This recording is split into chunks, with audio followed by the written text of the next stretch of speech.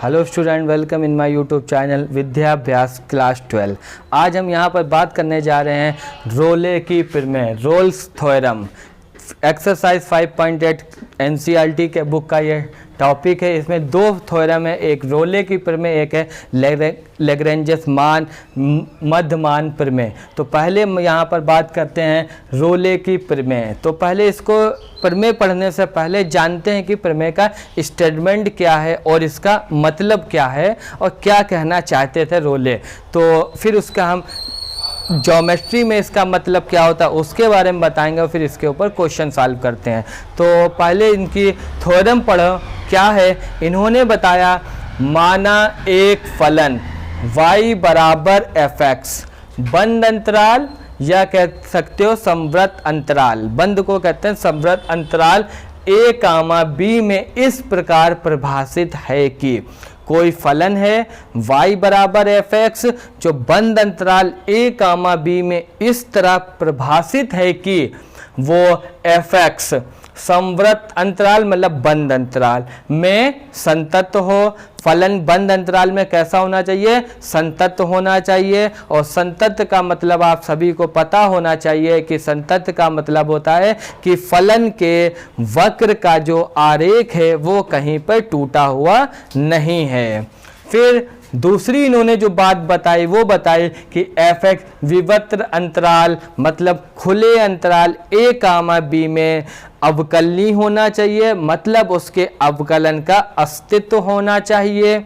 और फिर उन्होंने तीसरी जो अपनी बात बताई कि एफ ए बराबर एफ बी होना चाहिए, मतलब जो अंतराल का जो लोअर मान लोअर लिमिट है और ये अपर लिमिट है, लोअर पर और अपर दोनों पर फलन का मान कैसा होना चाहिए? बराबर होना चाहिए। अगर ये तीनों फलन में शर्तें लागू हो रही हैं तो रोले ने बताया कि विवत अंतराल मतलब खुले अंतराल में किसी ऐसे सी का अस्तित्व है कि मतलब जो खुला अंतराल a कामा b है उसके अंदर एक कम से कम एक ऐसी संख्या जरूर होगी जिस पर उसका अवकलज 0 होगा। क्या होगा? जिसका उस पर अवकलज 0 होगा। ये रोले की प्रमेय है। क्या है प्रमेय? पहले उन्होंने बताया कि अगर कोई फलन बंद अंतराल a कामा b में परिभाषित है, परिभाषित होने का मतलब है उसका मान वास्तविक संख्या आ रही है। और फिर उसके बाद उन्होंने बताया उस फलन में अगर 3 शर्तें लागू हो रही हैं। पहली शर्त उन्होंने बताई कि फलन बंद अंतराल में संतत होना चाहिए, खुले अंतराल में फलन अवकलनीय होना चाहिए और एफ ए बराबर एफ बी मतलब लोअर लिमिट और अपर लिमिट पर फलन का मान बराबर होना चाहिए।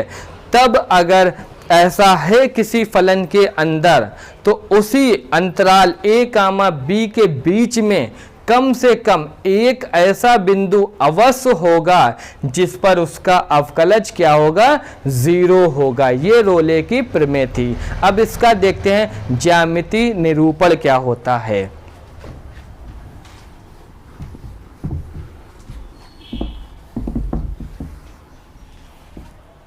तो यहाँ पर लिखते हैं ज्यामिति अर्थ, ज्योमेट्रिकल मीनिंग। तो पहले यहाँ पे साइड में एक चीज़ ये हम लोग समझ लें कि dy अपॉन dx का मतलब क्या होता है। dy अपॉन dx का मतलब होता है किसी बिंदु पर स्पर्श रेखा की प्रवणता। क्या मतलब होता है? किसी बिंदु पर स्पर्श रेखा की प्रवणता। और रोले की जो प्रमेय है उसमें भी हमारा अवकलज क्या हो रहा था? 0। 0 का मतलब हुआ क्या? देखो dy अपॉन dx को हम लोग लिख सकते हैं tan थीटा, क्योंकि अगर हमें थीटा अगर पता है तो स्पर्श रेखा की जो प्रवणता होती है वो होती है tan थीटा। और ये इस तरीके से अगर कोई वक्र फलन है, उसके वक्र की स्पर्श रेखा एक्स अक्ष के साथ थीटा कोण बनाती है, तो इसकी ढाल हो गई स्पर्श रेखा की जो प्रवणता होगी वो होगी tan थीटा। अब यहाँ पर अगर थीटा की वैल्यू 0 रख दें, कितनी रख दें? 0, तो dy upon dx equal to 0, मतलब tan 0 हो, मतलब 0। और 0 का मतलब क्या हुआ कि ये रेखा जो है स्पर्श रेखा वो x अक्ष के साथ 0 कोण बनाती है। 0 कोण बनाने का मतलब हुआ कि स्पर्श रेखा x अक्ष के समांतर होनी चाहिए, तब उसका अवकलज 0 होता है। ये यहाँ से हमें पता चला। अब आते हैं इधर, इसका ज्यामितीय अर्थ क्या होता है। ये हमने एक फिगर लिया यहाँ पे इस तरीके से।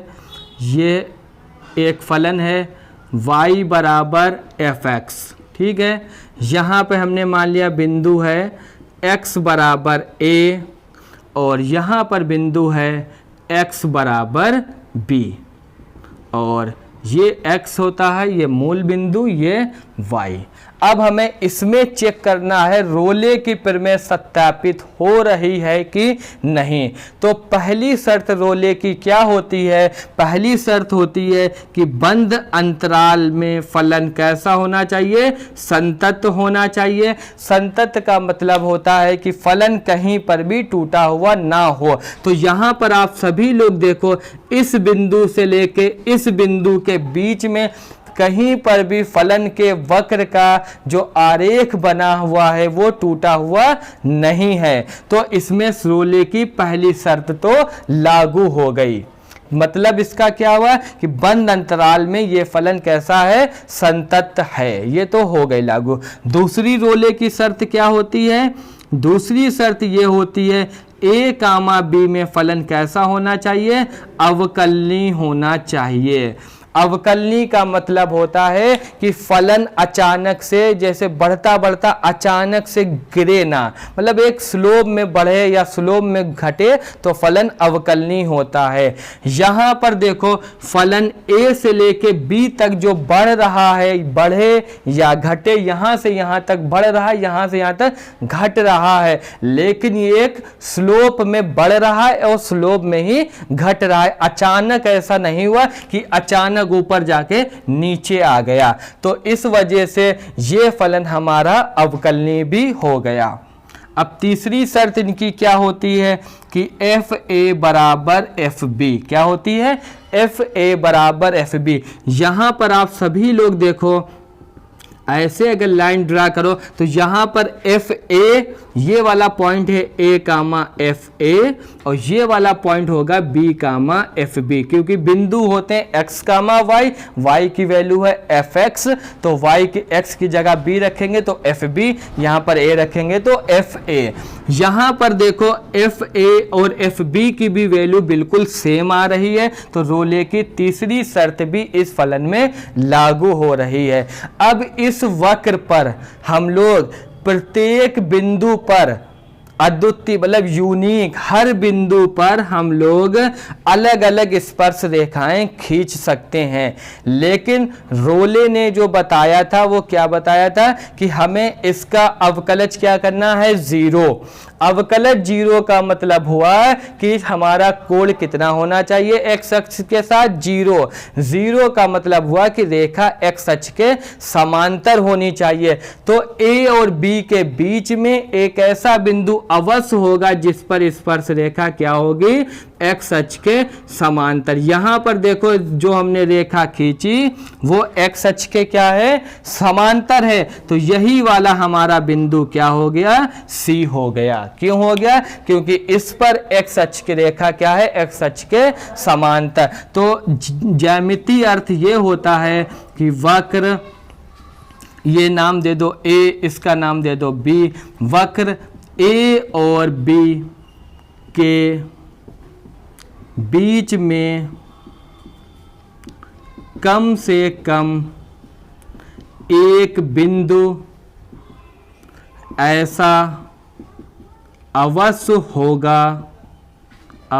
होगा जिस पर जिस पर खींची गई स्पर्श रेखा एक्स अक्ष के समांतर होगी, एक्स अक्ष के समांतर होगी। ठीक है स्टूडेंट, तो यहाँ से हमें ये पता चला कि अगर किसी फलन में ये तीनों शर्तें लागू होंगी तो उस फलन के वक्र के बीच में एक ऐसा बिंदु जरूर होगा जिस पर उसकी स्पर्श रेखा एक्स अक्ष के समांतर होगी, और वही बिंदु हमारा होता है सी। अब आगे बढ़ते हैं।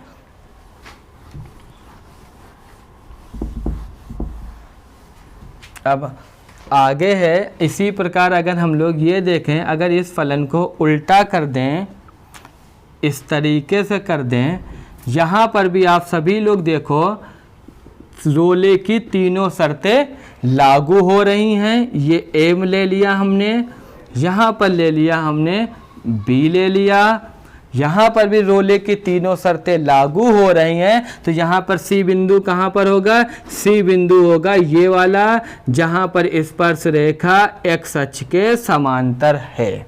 अब इसी तरह एक और क्वेश्चन बढ़ते हैं आगे। अगर कोई फिगर ऐसे है, अब इसमें कहाँ पर होगा?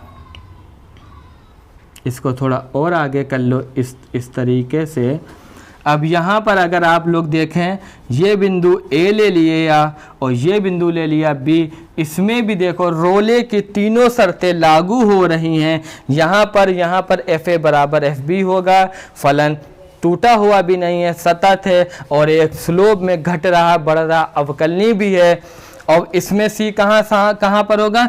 एक सी यही होगा C1, क्योंकि यहाँ पर खींची गई स्पर्श रेखा एक्स अक्ष के समांतर है, यहाँ पर खींची गई स्पर्श रेखा एक्स अक्ष के समांतर है, यहाँ पर खींची गई रेखा एक्स अक्ष के समांतर है। और आप सभी ने देखा ये तीनों जो बिंदु आए वो ए और बी के बीच में आए, हमेशा ए और बी के बीच में ही आएंगे। तो इसमें तीन बिंदु हो गए, क्योंकि थ्योरम में होता था कम से कम एक बिंदु, मतलब एक तो ऐसा जरूर होगा, उसके ज़्यादा जितने भी हो जाएं।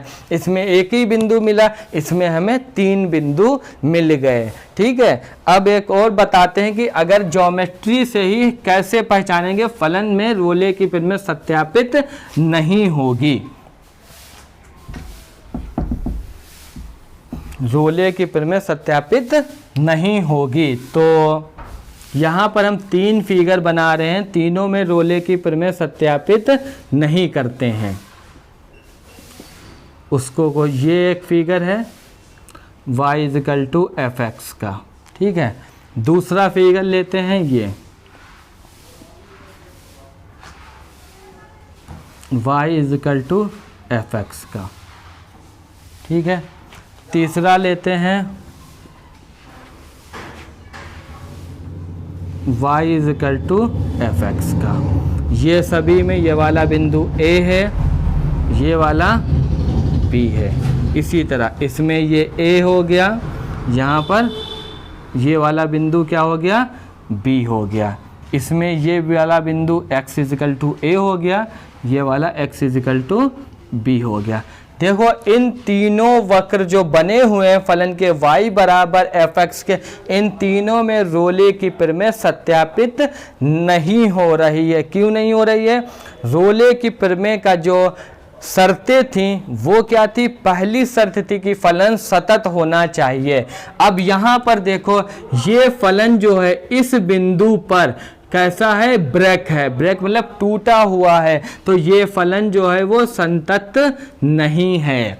ये फलन इस अंतराल में संतत नहीं है, इसलिए इस वाले वक्र में रोले की प्रमेय सत्यापित नहीं होगी, क्योंकि रोले की पहली ही शर्त लागू नहीं हो रही है।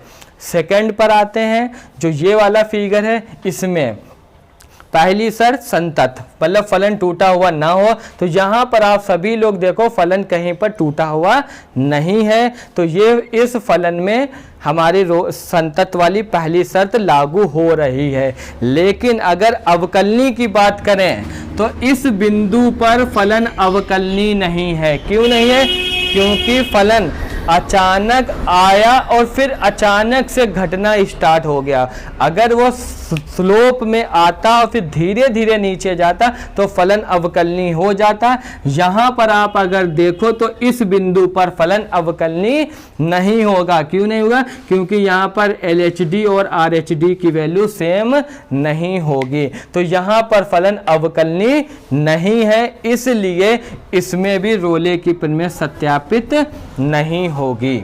अब तीसरे पर आते हैं, ये फलन है। इसमें देखो, इस फलन में रोले की प्रमेय देखते हैं तो पहली शर्त है कि फलन कैसा होना चाहिए? संतत। और फलन संतत है क्योंकि फलन का वक्र कहीं पर भी टूटा हुआ नहीं है, तो संतत वाली हो गई पहली शर्त। दूसरी शर्त अवकलनीय की, फलन अवकलनीय भी है क्योंकि फलन का घटना या बढ़ना एक स्लोप में हो रहा है, तो फलन अवकलनीय भी है। और तीसरी शर्त होती है कि FA बराबर FB, लेकिन यहाँ पर अगर देखो तो FA ये है और FB ये है, दोनों के मान अलग अलग हैं, इसलिए इसमें भी रोले की प्रमेय सत्यापित नहीं होगी। रोले की प्रमेय सत्यापित वहीं पर होती है जहाँ पर रोले की तीनों शर्तें लागू होती हैं। अब क्वेश्चन पर आते हैं। एक्सरसाइज